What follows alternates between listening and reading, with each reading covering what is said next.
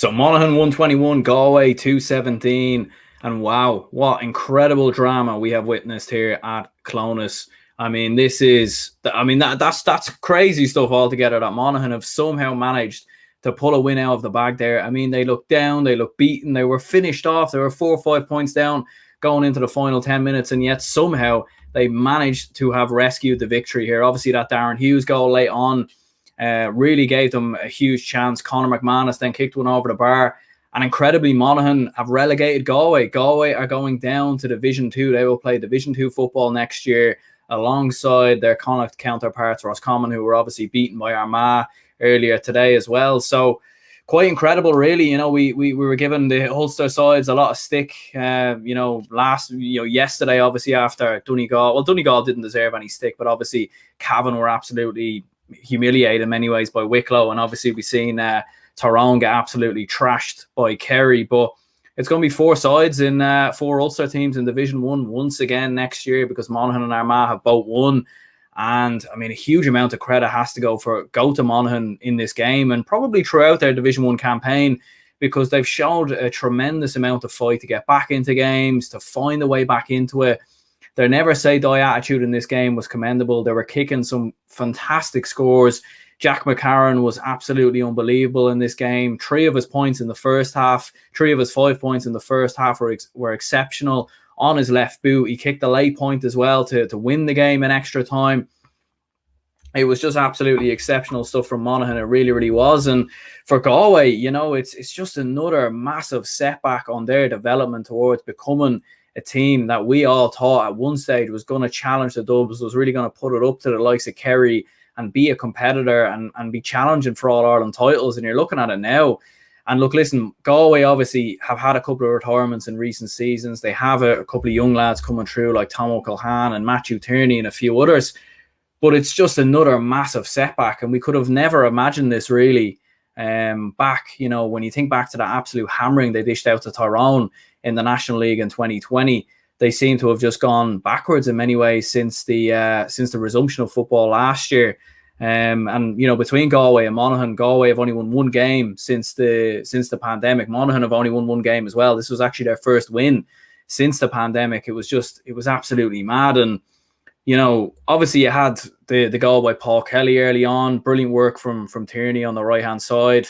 And Galway just seemed comfortable, to be honest with you. Like, even late in the first half, early in the second half, as the game went on, you had Robert Finnerty, who got a goal as well. Desi Ward got a black card, apparently for too much talking. I don't really know what that's about. It's mad. You know, you can see some high challenges in other games. They're giving us yellow cards, and this is giving us a black card. David Goff just seems to make up his own rules as he goes. Paul Conroy got a black card as well, which was a massive hindrance to Galway. A huge lack of inexperience there from Paul Conroy to get that black card. Really, really poor from him. I mean, he was doing well, and to do that, it really, really did just set them back. A few comments coming in here. Ben McIlwain, I might have said your name wrong there, mate. I do apologise, but he's coming in there. He's obviously a Monaghan fan. And fair play to you. Fair play to you for staying up. Monaghan always seem to find a way to stay in Division 1. You know, you have to give them so much credit. Although Galway lost, I think they're a great team and will make it far in the championship, says GA lad.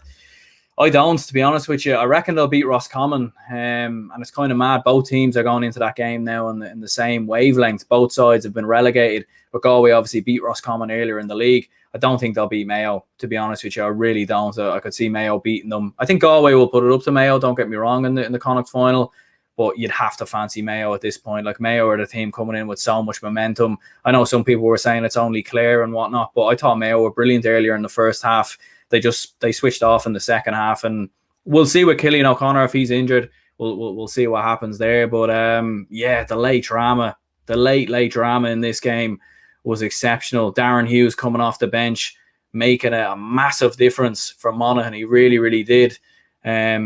Really, really well taken goal. It was Niall Kearns who played it into him, and Darren Hughes buried it into the back of the net. And in extra time, it was one of those, it was a bit of a drab affair, in all honesty, and I don't think you can blame either side.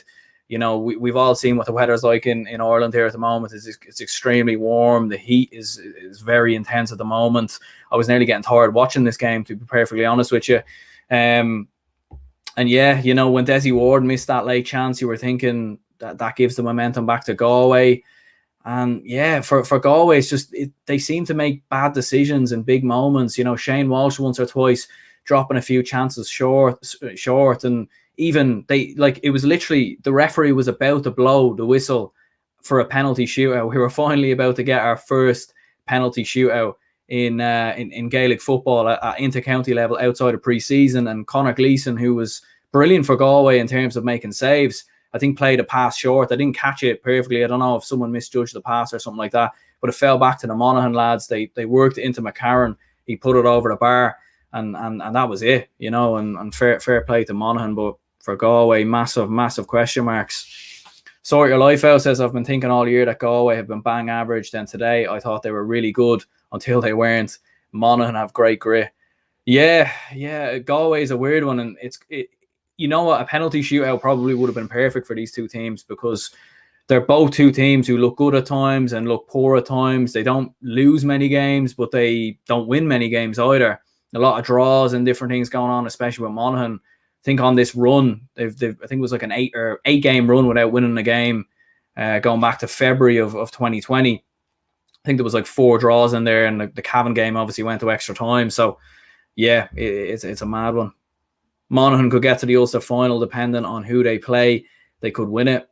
It's not impossible. I mean, I would have probably tipped Armagh, to be honest with you. I haven't watched Armagh earlier, but you know, what I mean is Armagh to get to the final on that side of the draw. I don't necessarily think Armagh will win it, although looking at Tyrone, Donegal, I mean, Ulster's going to be very competitive. It really is. Like you could pick a handful of teams really to win it. Monaghan deserved it. They showed they made a great comeback. They did. They absolutely did. And Niall Kearns playing that pass into Darren Hughes, and you could see Darren Hughes as well when he put the ball on the back of the net. Like there's so much pressure. There's so much on the line there.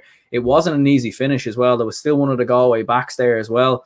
It had to be perfect. And we've seen Conor Gleeson make 1 or 2 fantastic saves in the first half.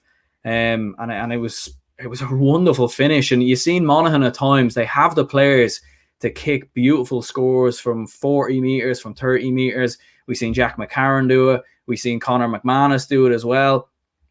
Kicking big points in pressure moments. And Banty McEnhaney in the stands there, nice little tan. I don't know if he was on his holidays or what he was doing, but yeah, you know, I'm sure he would have enjoyed that, and I'm sure he'll go off now for a few points or whatever. Fair play. Dublin's Fair City says Galway will be sick. We're the better side for most of the game. Monaghan got out of jail, and fair play to them. McCarron, great winning score, very enjoyable game. Yeah, and it never looked like going into the final few minutes, like 5 minutes. I mean, I'm going to be honest, I was preparing to say that Monaghan have a lot of quality in there. They just don't know how to pull the trigger. They don't know how to take risks. They don't take enough risks. I was literally, that was going to be what I was going to talk about when Galway, in my opinion, were about to beat Monaghan. And then out of absolutely nowhere, Niall Kearns goes through, plays it into to Darren Hughes, who puts it in the back of the net, and all of a sudden Monaghan started taking more risks. They started taking more chances, and that's what you want to see from Monaghan, because you know they have the players to do it. Monaghan and Armagh will be a close game. It definitely will. It will be a very close game indeed, I think, between those two counties. You know, and Armagh obviously got the better of them in the league. I don't think Monaghan were up to full speed then. Obviously, Conor McManus didn't start that game, so it'll be a completely different game, I'd imagine, from the first game.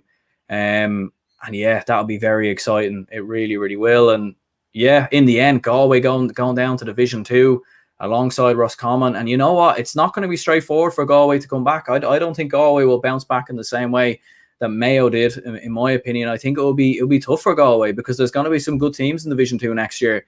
You've got Roscommon going down there. You've got Dereck coming up.